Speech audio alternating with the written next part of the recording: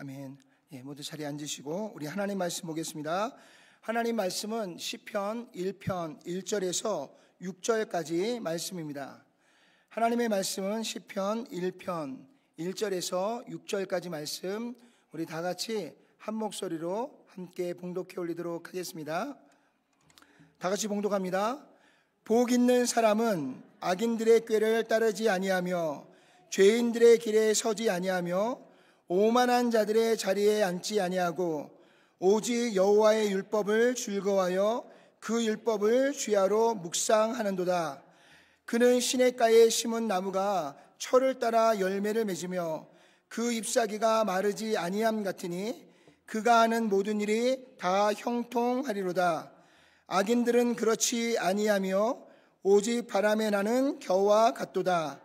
그러므로 악인들은 심판을 견디지 못하며 죄인들이 의인들의 모임에 들지 못하리로다.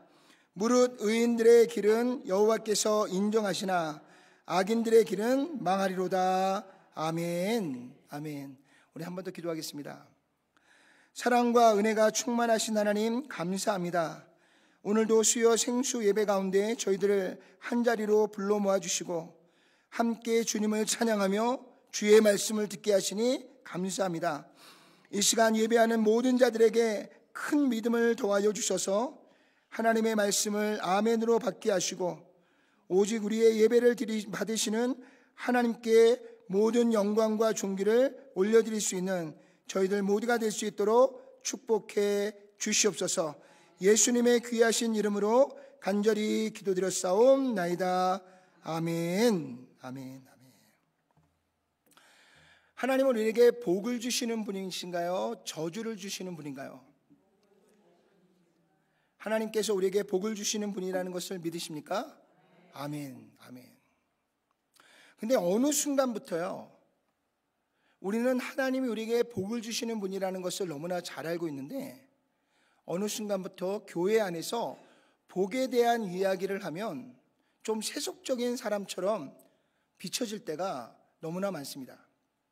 근데 우리가 한번 돌아보면요, 하나님께서 인류를 창조하시고 마지막 날 하나님의 형상과 모양을 따라 사람을 창조하신 후에 하나님께서 인류를 향하여 가장 먼저 하셨던 말씀이 뭐냐면 생육하고 번성하여 땅에 충만하라 라고 하는 축복을 우리에게 주셨고요, 또 너희는 이 땅을 정복하라라고 하는 하나님의 놀라운 명령을 우리에게 주신 줄로 믿습니다.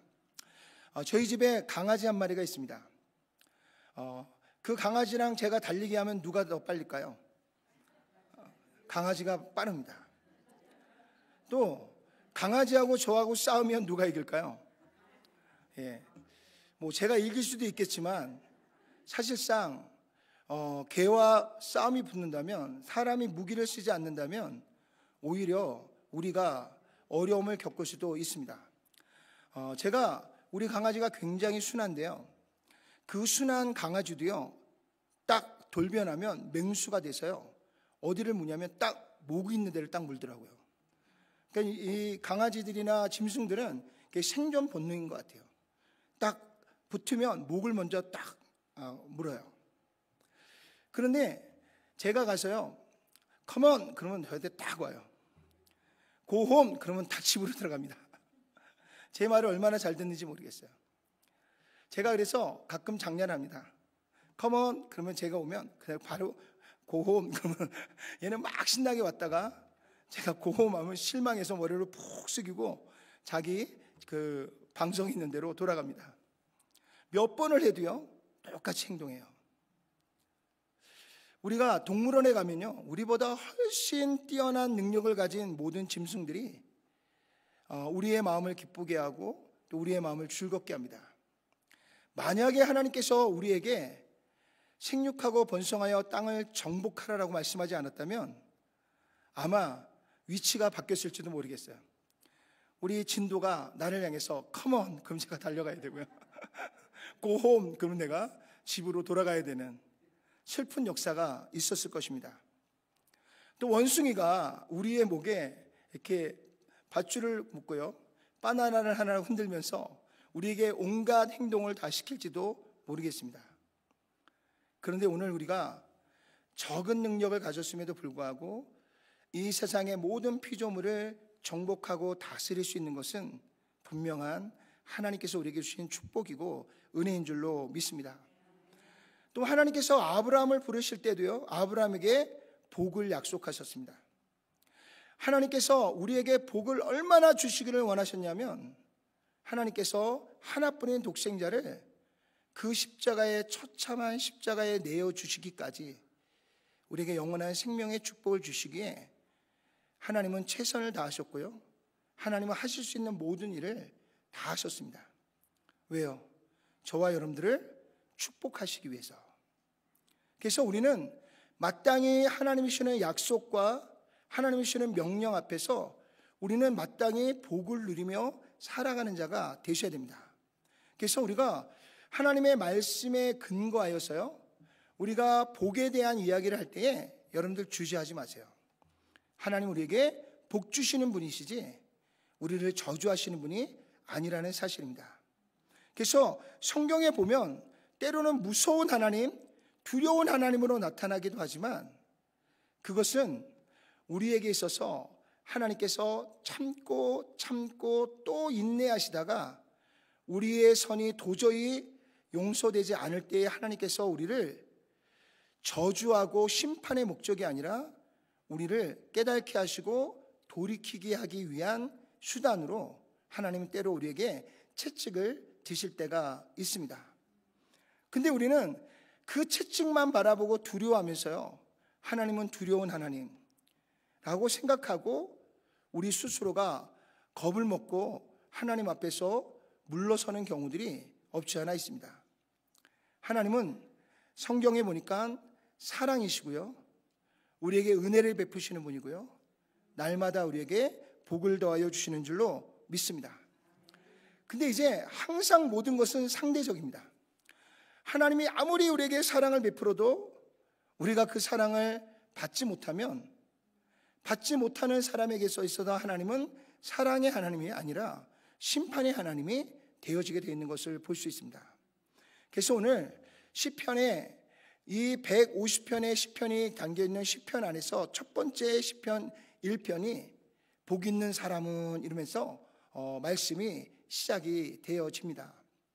오늘 하나님께서 우리에게 주시는 그 축복을 받을 만한 사람이 어떤 사람이냐 우리에게 말씀하고 있고요, 오늘 말씀을 함께 나누는 가운데 저와 여러분들이 정말 복 주시고 은혜 주시길 원하시는 하나님의 거룩한 섭리 안에서 오늘 예배드리는 여러분들 모두의 삶이 또 2025년을 시작하는 저와 여러분들 안에 하나님이 베푸시는 풍성한 축복이 여러분들의 삶 속에서 날마다 주렁주렁 열매는 놀라운 역사가 우리 가운데 있기를 주님의 이름으로 축원합니다.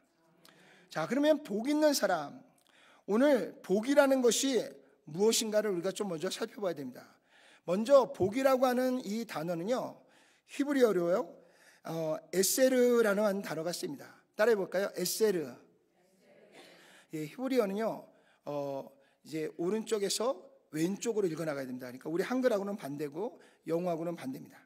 그래서 여러분들이 보는 화면에서 이쪽부터 읽어 나가시다. 에세르 이렇게 읽어 나갑니다. 근데 이 에세르라고 하는 단어는 어떤 의미가 있냐면 축복 받을 자라 부른다라는 의미가 갖고 있습니다. 그러니까 이 복이라고 하는 그 단어의 자체 안에 어떤 의미가 있냐면 축복 받을 자라라고 하는 그 의미가 그 안에 담겨져 있는 것을 볼 수 있습니다. 그러면 그 축복 받을 자라 불려지는 그 삶이 우리는 어떠한 삶을 우리가 살아갈 때 하나님 앞에 복을 받을 수 있느냐? 잠언 8장 32절 다 같이 한번 읽어볼까요? 아들들아 이제 내게 들으라, 내 도를 지키는 자가 복이 있느니라. 아멘. 자, 하나님 우리에게 복을 주시기를 원하시는데요, 그 하나님이 주시는 복을 어떤 사람이 받는다고요? 하나님의 도를 지키는 자. 예, 우리 PPT가 왜 제가 분홍색으로 하면 주황색으로 하면 이렇게 보라색으로 나오는지 모르겠어요. 근데 아무튼 복 있는 사람은 어떤 사람이냐? 바로 하나님이 주시는 말씀, 하나님이 주시는 명령을 잘 지키는 자가 복을 받는다라고 성경은 우리에게 그렇게 말씀해 주고 있는 것을 볼 수 있습니다. 그러면 우리가 하나님의 도를 지키는 데 있어서 크게 두 가지 방향으로 나아갑니다. 첫째는요, 소극적인 방법이 있고요. 두 번째는 적극적인 방법이 있습니다. 자, 소극적인 방법은 어떤 방법이 있느냐? 우리가 시편 1편 1절 다 같이 한번 읽어볼까요?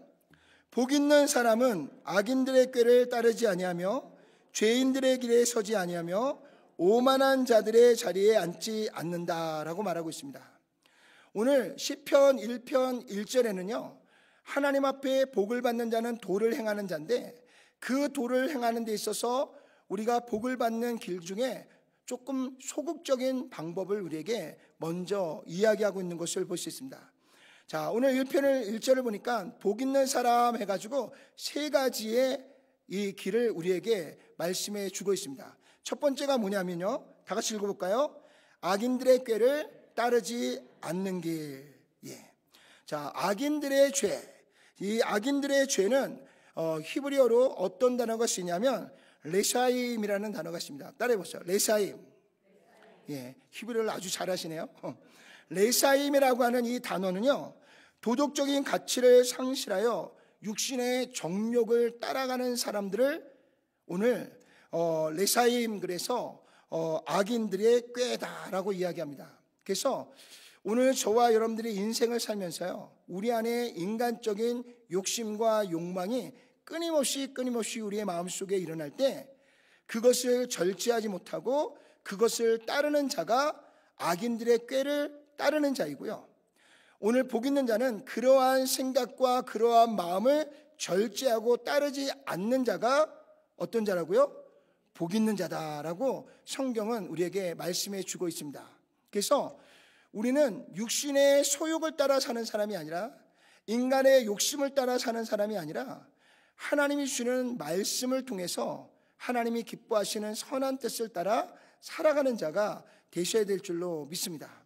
그래서 우리가 하나님이 주시는 복을 받기 위해서는 소극적인 첫 번째 방법으로 뭐냐면, 내 안에서 일어나는 인간적인 욕심을 우리는 자꾸 이거를 분별하고요, 이것이 나의 욕심으로부터 시작됐다면 이거를 우리가 철저하게 이것을 절제하고 눌러서 우리의 삶의 행동 안에서 이러한 자신의 욕심이 겉으로 드러나지 않고, 그것이 우리의 행함을 좌지우지하지 않고, 그것에 위하여 우리의 삶이 하나님의 뜻과 반대된 길을 향해서 나아가지 않도록 우리가 끊임없이 우리 안에서 일어나는 인간의 소욕과 인간의 욕망들을 우리가 철저하게 끊어내는 삶을 살아야 된다라고 우리에게 말씀해 주고 있습니다. 자, 두 번째는요, 다 같이 읽어볼까요? 죄인들의 길에 서지 않는 길. 따라해 봅시다. 하타임. 예, 오늘 히브리어로 죄인들의 길은 하타임입니다. 여러분들, 죄라는 것이 예전에 제가 한번 말씀드렸는데, 죄라는 것이 뭐라고요? 이 궁수가 활을 딱 쐈는데 그 화살의 촉이 조금 빗나가서 그 관역에 꽂히지 않는 상태, 그것이 하마르티아라고 해서 그게 죄라는 것입니다.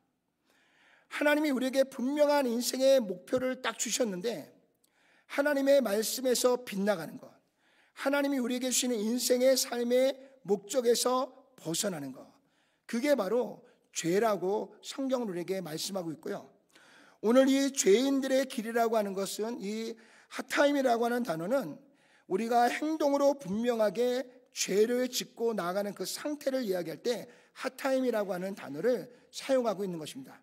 그냥 생각으로만 죄를 짓는 게 아니라, 마음으로만 죄를 품는 게 아니라, 실제적으로 생각하고 마음에 품은 것이 행동으로 드러나는 것, 그것이 바로 오늘 시편 1편에서 말하는 복 있는 자의 삶이 아닌 죄인의 길을 따라가는 자의 삶이다라고 이야기합니다. 그래서 복 있는 자는 어떤 자냐? 내가 비록 생각으로 죄를 짓더라도, 또 마음으로 죄가 일어날지라도 그것을 우리가 절제하고 그것을 끊어내서 그것이 우리의 행동으로 이어지지 않도록 우리가 그것을 막아내는 것이 바로 죄인의 길에 서지 않는 것이다 라고 우리에게 말씀해 주고 있습니다. 이게 영적인 싸움이라는 것이요, 굉장히 힘들고 어렵습니다. 그래서 인간의 지혜와 인간의 힘으로는요, 이 영적인 싸움을 우리가 제대로 해낼 수가 없어요. 여러분 한번 생각해 보세요. 누군가 미워요. 근데 그 미워하는 마음이 내가 조절할 수가 있는 게 아니에요. 그냥 갑자기 마음에 미운 마음이 쑥 들어와요. 그러면 내 마음에 미움이 막 생겨요. 그리고 그것이 나도 모르는 사이 막 엄청나게 막 부풀려져요. 그리고 그것이 나도 모르게 내 행동을 좌지우지합니다. 근데 이게 눈에 보이는 것이면 우리가 좀 피하든지 아니면 좀 막아내든지 아니면 내게 오면 발로 뻥 차서 쫓아내든지. 근데 이게 눈에 보이지 않아요. 내 안에 들어오는 것이 느껴지지 않아요. 그냥 나는 들어온지도 모르는데 내 마음에서 푹 일어나요. 그러면서 내 감정을 막 움직이고요. 그리고 내 마음을 상하게 만들고요. 이러면서 우리로 하여금 죄의 자리로 나아가도록 만들고요. 우리를 죄를 짓도록 만들어 간다는 것입니다. 그래서 우리가 이렇게 죄인의 길에 서지 않는 것이 정말 하나님의 은혜가 아니면 참 쉽지 않아요. 나도 모르는 사이에 감정이 내 안에 들어오고요. 그 감정이 나도 모르는 사이에 막 입으로 표출이 되고요. 그래지는 삶이 우리 안에 너무도 많이 일어납니다. 근데 성경은 복 있는 자는요, 이 죄인의 길에 서지 않는 거라는 거예요. 내 안에 감정이 북받쳐 오를 때 그것을 절제할 수 있는 삶이라는 거예요. 우리의 생각에 많은 나쁜 생각들이 일어날 때 그것을 끊어내고 절제하는 것이 이 죄인의 길에 서지 않는 자다라고 이야기하고요. 그렇게 해야 우리가 복 있는 자다라고 성경은 우리에게 말씀해 주고 있는 줄로 믿습니다. 마지막 세 번째는요, 따라 읽어봅시다. 오만한 자들의 자리에 앉지 않는다.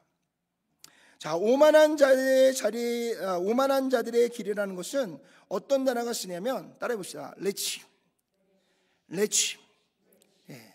이 레침이라고 하는 단어는 하나님의 일들을 비웃는 것을 얘기해요. 또 하나님의 일들을 조롱하는 것을 얘기합니다.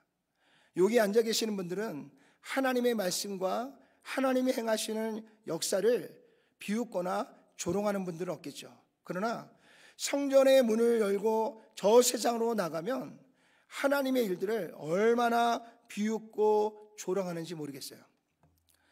김종관 성도님이 예수님을 만나기 전에는 늘 예수님을 조롱하던 자였다라고 스스로 고백하는 것을 여러 번 들었습니다. 그러나 지금은 완전히 바뀌었죠. 하나님의 은혜고 하나님의 축복입니다. 세상에는요, 이렇게 하나님의 일들을 비웃고 조롱하는 자들이 얼마나 많은지 모르겠어요. 오늘 그들과 같이 하나님의 일들을 비웃고 조롱하는 자에 그들과 함께 거하지 않는 것, 그들과 말을 섞어서 똑같이 하나님의 일들을 비웃고 조롱하지 않는 자의 삶을 살아갈 때 그들이 바로 복 있는 자다라고 성경은 우리에게 말씀해 주고 있습니다.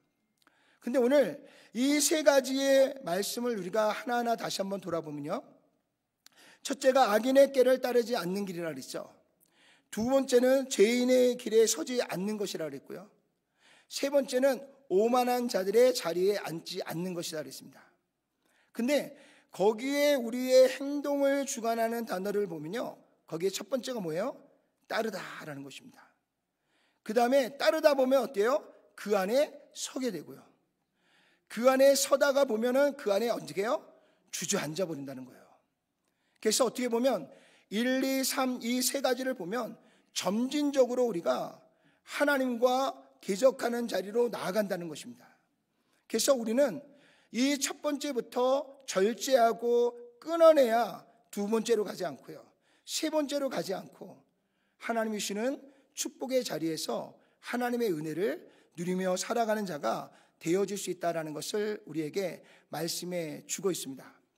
근데 왜 내가 이 첫 번째, 두 번째, 이 세 번째의 이 방법을 소극적인 길이다라고 여러분들에게 말씀을 드리는가 하면, 오늘 사실상 저와 여러분들이 인생을 살면서요, 이렇게 악인들의 꾀를 따르지 않고요, 죄인의 길에 서지 않고요, 오만한 자리에 앉지 않는 것이 결코 인간의 의지와 생각으로는 쉽지 않다는 것입니다. 오히려 우리가 죄를 짓지 않으려고 막 죄를 막 짓지 말아야지 이러면 더 머릿속에 막 죄가 막 일어나고요. 마음속에 죄를 품지 말아야지 그러면 더 막 죄가 마음에 품어지고, 참 이상한 현상이 우리의 심리적인 상태에서 일어납니다. 우리가 이거 하지 말아야지 그러면 왜 하지 말아야지라는 그 말을 쏟아내는 순간부터 그 유혹이 내게 막 물밀듯이 쫓아오는지 모르겠어요. 좀 살을 빼야 되겠다라고 생각하면 왜 이렇게 맛있는 것이 주변에 많아지고 유혹들이 많아지는지 모르겠어요. 예, 웃으시는 걸 보니까 모두가 다 경험하신 것 같아요. 이 죄라는 것이 참 그래요. 멀리하려고 애를 쓰면 쓸수록 더 이 죄가 우리를 유혹하고요, 우리를 넘어뜨리고요, 우리 안에서 이런 수많은 유혹과 시험을 던져두게 됩니다.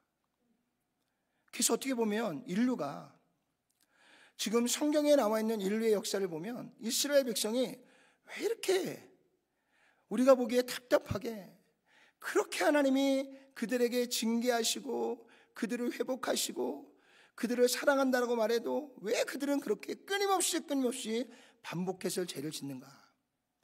근데 구약의 말씀을 보면요, 이스라엘 백성들은 날마다 율법 아래서 그 율법을 범하지 않으려고 몸부림치는 그들의 모습을 봅니다. 근데 사도 바울을 통해서 하나님 뭐라 그랬어요? 율법은 우리의 죄를 사하는 것이 아니라 우리로 하여금 얼마나 우리가 큰 죄인인지를 알게 하는 기준이 된다는 겁니다. 율법의 기준이 있으니까 내가 율법을 어겼구나, 내가 하나님 앞에 죄를 지었구나, 나는 죄인이구나 라는 것을 시인하여 고백하게 만드는 거예요. 근데 거기에 막 우리가 몰입하다 보니까 오히려 그것이 우리에게 유혹이 되고 시험이 돼서요, 우리가 자꾸 죄에서 벗어나지 못하고 죄의 올무에 갇혀서 허덕이며 살아갈 수밖에 없게 되어지는 것을 보게 됩니다. 사랑하는 성도 여러분, 물론 우리가 악인들의 꾀를 따르지 않아야 되고요, 죄인의 길에 서지 말아야 되고요, 오만한 자리에 앉지 않아야 됩니다. 이것을 하지 말자라는 이야기가 아니라 이거보다도 더 적극적으로요, 하나님께로 나아가는 방법이 있습니다. 그리고 보다 더 적극적으로 하나님의 축복을 받으며 누릴 수 있는 길이 있어요. 오늘 하나님께서요, 복 있는 자는 이라고 말씀하시면서 이 세 가지를 먼저 우리에게 말씀하시고 이어서 우리에게 무슨 말씀을 하고 있냐면 바로 1편 2절입니다. 다 같이 읽어볼까요? 오직 여호와의 율법을 즐거워하여 그의 율법을 주야로 묵상하는도다. 아멘. 이 말씀을 자세히 보면요, 율법을 주야로 묵상을 해야 그 말씀에 은혜가 되고 기쁨이 돼서 우리가 더 율법을 즐겁게 지킬 텐데, 그래서 뭔가 좀 이렇게 앞뒤가 바뀐 것 같아요. 그런데요, 여러분들, 우리가 언제 하나님의 말씀이 꿀송이처럼 단 것을 느끼냐면 하나님의 말씀을 직접 경험했을 때입니다. 하나님의 말씀이 그렇구나 라고 그것이 우리의 삶에서 경험되어지고 그것이 우리의 삶에서 열매로 맺혀지기 시작하면 그때부터는 성경 읽지 말라 그래도요, 성경을 펼치고 그 말씀을 읽고 그 말씀 속에서 또 하나님이 주시는 명령과 말씀 앞에 자연스럽게 순종하며 달려가게 됩니다. 다윗이 어떻게 그렇게 하나님의 말씀이 꿀송이처럼 달다고 고백할 수 있었냐면, 다윗은요, 어린 소년 때부터 하나님의 말씀 안에서 자신에게 주어진 사명을 잘 감당하는 사람이에요. 그래서 후대의 사람들이 다윗을 어떤 사람이라 했어요? 하나님의 마음에 합한 자였다. 이 말은 뭐예요? 하나님의 마음이 다윗의 마음이고 다윗의 마음이 하나님의 마음이라는 거예요. 이것만큼 축복된 그런 칭찬이 어디 있겠습니까? 근데 다윗이 그렇게 늘 하나님의 말씀 앞에 믿음으로 순종하고 살아가다 보니까 그가 말씀을 지키지 못할 수가 없는 거예요. 그가 말씀을 떠나서 살 수가 없는 거예요. 왜? 말씀이 자신의 삶 속에서 날마다 그에 합당한 열매가 맺혀지니까 또 말씀을 찾는 거고요, 또 말씀을 묵상하는 거고요, 그 말씀에 또 순종하고 나가는 겁니다. 여러분 한번 생각해 보세요. 이스라엘 백성이 위기에 처했어요. 골리앗 앞에서 모두가 주눅들어 있어요. 이제 조금만 있으면 이스라엘은 멸망을 당할 거예요. 근데 다윗이 그가 읽었던 하나님의 말씀, 그가 들었던 하나님의 말씀, 또 그가 양을 치면서 사자와 곰에서부터 그 양을 지켜낼 때 자기가 경험했던 그 하나님의 이름을 선포하면서 그 골리앗을 향해서 막 달려가서요, 자기가 던진 그 물맷돌 하나가 정확하게 인중에 딱 꽂히면서요, 그 엄청난 고고가 자기 앞에서 퍽 쓰러지는 것을 경험한다면 이 다윗의 마음에 얼마나 하나님에 대한 기쁨과 믿음이 충만해지겠습니까? 너무너무 신나잖아요. 여러분들이 기도했는데 하나님이 응답하세요. 기쁘요, 안 기뻐요? 기쁘잖아요. 하나님이 내게 주신 말씀 안에서 그 말씀을 실천하고 행동했더니 하나님께서 거기서 30배, 60배, 100배 축복을 주셨어요. 기쁘세요, 안 기쁘세요? 그러면 누가 뭐라고 하지 않아도 하나님의 말씀 앞에 순종하고요, 하나님의 말씀을 찾아서 그 말씀을 마음에 두고 그 말씀대로 순종하며 살아가는 줄로 믿습니다. 그런데 오늘 이렇게 여호와의 율법을 즐거워하고 그 율법을 주야로 묵상하는 삶이 왜 적극적인 방법이냐? 우리는 늘 살아오면서 우리는 적극적인 방법보다는 소극적인 방법을 택하며 살아갈 때가 많아요. 하나님 앞에 죄 짓지 말아야지. 근데 그럴 때마다 어떤 유혹이 온다고요? 더 많은 죄의 유혹들이 우리에게 다가옵니다. 근데요, 우리가 적극적으로 하나님의 말씀대로 살아내려고 하면요, 우리가 마땅하게 죄를 짓지 않는 삶을 살게 되어 있다는 거예요.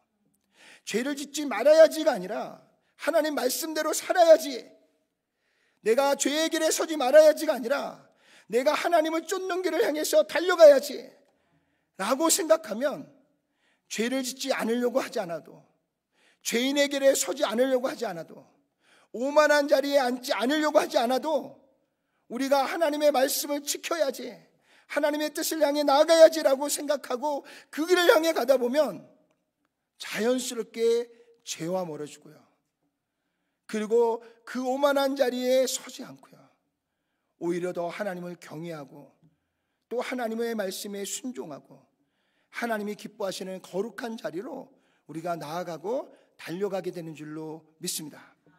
저는 여러분들에게 권면합니다. 죄를 짓지 않으려고 노력하지 마시고요, 하나님 말씀을 지키려고 노력하시기를 주의 이름으로 축원합니다. 이 어둠의 악한 영들에게 유혹당하지 말아야지라가 아니라 하나님의 말씀에 거룩한 영향력 안에 내가 살아야지라고 여러분들이 보다 더 적극적인 방법을 통해서 하나님을 찾아가고 하나님을 만날 수 있는 저와 여러분들이 되시기를 주님의 이름으로 축원을 드립니다. 그때 우리 안에 하나님이 주시는 풍성한 사랑이 막 일어나요. 그리고 그래야 우리의 마음속에 하나님이 주시는 은혜가 넘치고요, 은혜가 넘치면 내가 그렇게 살고 싶지 않아도 그렇게 사라지게 돼 있는 거예요. 그리고 그 안에는 그에 합당한 아름다운 성령의 9가지 열매가 주렁주렁 맺혀지게 되는 줄로 믿으시길 바랍니다. 근데 너무 놀라운 것은요, 하나님께서 어떻게 보면 우리를 창조하시고 우리를 만드실 때에 마땅히 하나님의 말씀 앞에 순종하고 하나님의 말씀을 지키며 행하는 일에 기뻐하며 살아가도록 우리를 만드셨는데, 우리는 마땅히 그렇게 살아야 되는데 마땅히 살아가는 그들은 우리에게 하나님께서 축복을 또한 말씀해 주세요. 더 풍성한 은혜를 말씀하십니다. 우리 시편 1편 3절을 다 같이 읽어볼까요? 그는 시냇가에 심은 나무가 철을 따라 열매를 맺으며 그 잎사귀가 마르지 아니한 같으니 그가 하는 모든 일이 다 형통하리로다. 아멘. 여기 그가는 누구예요? 그는 바로 여호와의 말씀을 즐거워하여 그 말씀을 주야로 묵상하는 자다. 보다 더 적극적으로 하나님이 기뻐하시는 하나님의 말씀을 따라 순종하고 나아가고자 하는 열정을 가진 그들에게는요, 하나님이 어떤 축복을 주시냐면 시냇가에 심은 나무와 같다라는 거예요. 시냇가에 심은 나무. 여러분, 시냇가는요 사시사철 아무리 가물어도 물이 흘러요. 그런 이유가 있어요. 뭐냐면 그 물이 흐른다는 것은 그 물 위에, 그 땅 위에 흐르는 물보다도요, 그 물이 더 이상 스며들 수 없을 만큼 그 땅 속에 무엇이 더 가득 차다는 거예요? 물이 가득 차기 때문에 그래요. 그러니 그 시냇가에 물이 마른다 할지라도 그 땅 속에는 여전히 뭐가 있어요? 물이 있어요. 그러니 그 시냇가에 심겨진 나무가 아닌 나무들은 땅이 마르면, 땅이 마르는 순간 나무도 마르고요, 나무가 마르면 열매는커녕 그 나무는 말라서 죽게 되어져 있습니다. 그런데 시냇가에 심겨진 그 나무는 시냇가가 마른다 할지라도 그 땅속 깊은 곳에 여전히 이 수분이 그 안에 가득해서요, 어떠한 가뭄이 와도, 어떠한 환난과 고난이 와도요, 그 나무는 쓰러지지 않고 계속해서 열매를 맺고 열매를 맺는다는 것입니다. 캘리포니아에 가면 참 신기한 현상이 있어요. 뭐냐면요, 여름이 되면 그 3월부터 거의 10월까지 비 한 방울이 안 와요. 그러니까 산이 전부 다 노란색으로 다 변해요. 그리고 이제 10월 마지막 때부터 이게 11월, 12월, 1월, 2월, 어떨 때까지 3월까지, 그때는 간간히 이슬이 내고 비가 내립니다. 그러면 그 산이 180도로 확 변해요. 비가 내리면 다 죽은 것 같은 그 노란색으로 변한 풀들이 파릇파릇 새싹이 나고요, 산이 어느새 녹색으로 다 변해 있어요. 그런데 더 놀라운 거는요, 그 민둥산 같은 산에 가끔 띄엄띄엄 나무 한 그릇씩 쳐 있어요. 근데 그 나무는 그 한여름 동안 비 한 방울이 내리지 않아도요, 사시사철 푸른색을 잃지 않아요. 항상 그린의 나뭇잎을 머금고 있어요. 그게 신기해서 제가 물어봤어요. 그랬더니 거기 오래 사신 분이 그러더라고요. 아유, 저 나무의 뿌리가 얼마나 독하냐면요, 저 땅 속에 있는 물을 찾아서요 엄청난 뿌리를 내린다는 거예요. 그래서 그 한낮에 가뭄이 있어도요, 그 뿌리가 그 물 있는 곳까지 쫙 뻗어서 그 물을 빨아들여서 이렇게 나무들이 살아있다는 거예요. 그리고 나서 제가 가만히 보니까 그 나무들이 어디에 집중되어 있냐, 이 산과 이 산의 골짜기. 근데 골짜기에도 물은 한 방울도 없어요. 근데 그 골짜기 안에는 나무들이 숲이 우거져 있어요. 그 말은 그 땅 속에 여전히 물기가 있다라는 겁니다. 그래서 거기에 뿌리를 깊이 내려서 사시사철 이 나무가 죽지 않고 늘 푸른 잎을 내면서 살아있는 모습을 우리에게 보여주고 있어요. 그래서 산 전체는 노란색인데 거기에 띄엄띄엄 있는 나무들은 그린색을 내고 있어요. 참 신기한 현상입니다. 오늘 하나님께서요, 하나님의 말씀을 즐거워하고 그 말씀을 적극적으로 지켜나가는 자는 어떤 자냐? 시냇가에 심겨진 나무와 같다는 거예요. 그래서 하나님으로부터 공급되어진 그 은혜가 날마다 우리의 생명을 솟게 하고요, 우리의 마음에 세상에 줄 수 없는 기쁨과 소망으로 충만케 해서 그 은혜에 합당한 아름다운 열매를 맺게 하신다라고 말하고 있습니다. 그 단어를 하나로 줄여놓으면 뭐냐면 형통케 한다는 거예요. 형통케 한다. 오늘 1편 3절에 그랬잖아요. 그가 하는 모든 일이 다 어떻게 되리라? 형통하리라. 아멘. 사랑하는 성도 여러분, 하나님의 말씀을 즐거워하고요, 그 말씀을 기쁨으로 순종하고 나아갈 때 하나님께서 여러분들이 하는 모든 일에 형통함을 하나님께서 주시겠다라고 오늘 복 있는 자를 이야기하면서 우리에게 그렇게 말씀해 주고 있는 줄로 믿습니다. 또 하나요, 1장 6절 다 같이 한번 읽어봅시다. 무릇 의인들의 길은 여호와께서 인정하시나 악인들의 길은 망하리로다. 아멘. 하나님의 말씀을 즐거워하고요, 그 말씀을 인정하고요, 그 말씀대로 우리가 순종하고 살아가는 삶을 우리가 살아간다면 우리가 하나님을 인정하듯 하나님도 저와 여러분들을 인정해 주신다는 거예요. 그래서 언제 어느 때나 하나님께서 우리를 하나님의 장중 안에 붙들어 주시고 인도해 주시는 줄로 믿습니다. 여러분, 솔로몬이 처음 왕이 되었을 때는 너무너무 겸손한 왕이었어요. 그래서 그가 하나님께서 자신을 이스라엘의 왕으로 세워주실 때에 하나님, 저는 어린아이와 같은 사람이라 하나님 내게 붙여준 이 수많은 백성을 잘 다스릴 수 없습니다.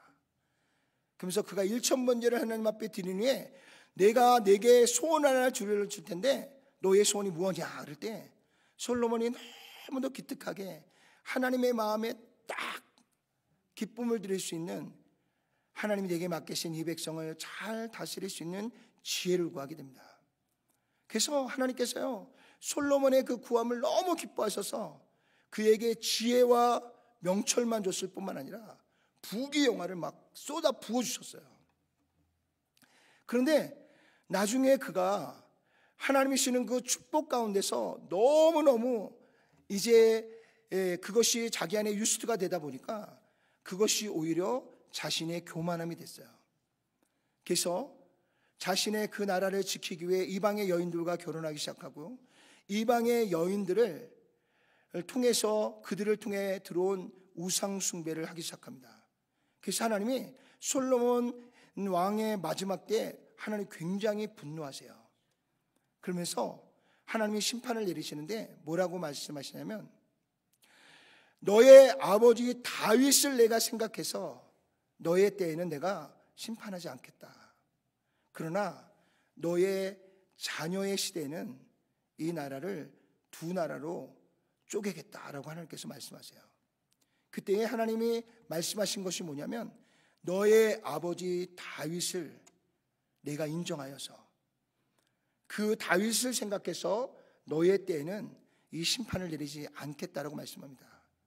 하나님이 인정하시는 사람은 이와 같은 축복을 받게 되는 줄로 믿습니다. 사랑하는 성도 여러분, 여기 있는 목사에게 인정받지 마시고요, 여러분들 옆에 있는 형제자매들에게 인정받지 마시고요, 오늘 여러분들 안에 계시는 성령 하나님 앞에 인정받는 저와 여러분들이 되시기를 주님의 이름으로 축원을 드립니다. 사람을 쫓아가면 반드시 실망하게 돼 있어요. 사람을 바라보면 반드시 넘어지게 돼 있습니다. 사람은 완전한 존재가 되지 않아요. 그래서 제가 늘 하는 이야기가 있어요. 목사는 목사만큼만 믿으십시오. 성도는 성도만큼만 믿으세요. 우리가 오직 믿고 따르고 의지할 분은 오직 한 분, 여호와 하나님 한 분뿐인 줄로 믿으시길 바랍니다. 우리가 성경의 역사를 창세기부터 우리가 연구해 보면요, 약 6천만 년 정도가 됐다 그래요. 6천년 정도. 6천년 정도의 역사 동안에 하나님은 한 번도 우리에게 향한 이 사랑을 한 번도 변개치 않으셨던 분이 하나님이세요. 그래서 우리가 하나님을 진리의 하나님이다라고 이야기해요. 왜? 변하지 않으시는 분이니까. 그러나 사람은 어때요? 아침과 저녁이 달라져요. 저녁과 밤을 새고 아침을 맞이하면 또 달라져 있습니다. 사랑하는 성도 여러분, 우리가 믿고 우리가 의지할 분은 오직 여호와 하나님 한 분뿐인 줄로 믿습니다. 그리고 우리가 믿고 따를 수 있는 것은 오직 하나님께서 우리에게 주신 하나님의 말씀인 줄로 믿으시길 바랍니다. 그 말씀을 믿고 그 말씀을 의지하여 그 말씀을 우리가 따라갈 때 하나님께서 우리에게 저 수많은 물이 줄줄줄 흐르는 그 시냇가에 심겨진 나무와 같이 하나님께서 우리를 날마다 푸르게 하시고 그에 합당한 아름다운 열매를 맺게 하신다라고 우리에게 말씀해 주고 있는 줄로 믿습니다. 2025년 한 해 동안 정말 우리가 소극적인 방법이 아니라 보다 더 적극적인 방법을 가지고요, 하나님의 말씀과 하나님의 뜻을 따라서 믿음을 가지고 달려갈 때 정말 하나님께서 우리에게 말씀하신 이 시냇가에 심겨진 나무와 같은 이 형통한 하나님의 축복이 오늘 저와 여러분들의 삶 속에 충만하여서 우리가 2025년 한 해를 지나고 나면 누가 뭐라고 하지 않아도 하나님의 말씀을 가장 먼저 펼치고요. 그리고 그 말씀이 우리에게 무엇을 말씀하는가 깊이 묵상하고요.